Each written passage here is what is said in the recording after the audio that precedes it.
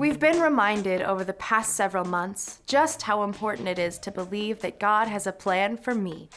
Our world has changed.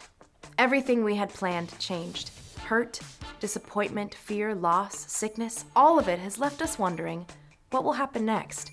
And while we won't ever truly know what will happen next in any given situation, God does, because God has a plan for you, and God has a plan for me.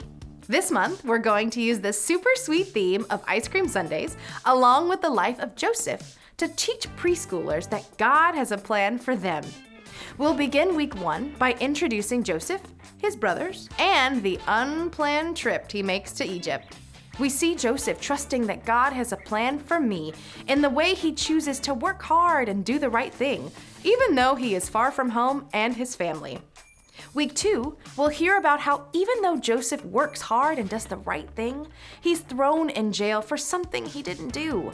Was that hard for Joseph? It had to be. And yet we see Joseph trusting that God has a plan for me as he chooses to help those around him instead of feeling sorry for himself. Week 3, we see God using Joseph to help save a nation from starvation. Because Joseph patiently waits on God and trusts that God has a plan for me, he's able to see the good things God has planned for him to do all along.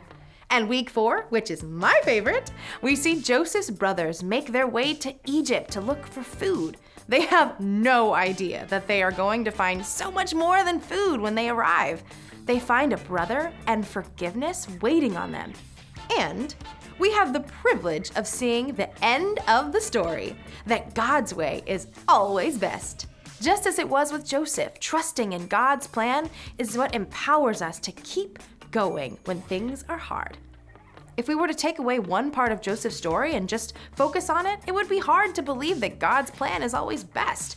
But when we put all the parts of Joseph's story together, just as with an ice cream sundae, it gives us a sweet reminder that we can trust that God has a plan for me, and it is always best. We just have to wait until God is done putting all the parts together. Our hope this month is that preschoolers will begin to understand that God loves them and He has a plan for them. A plan they can trust is always best, no matter what.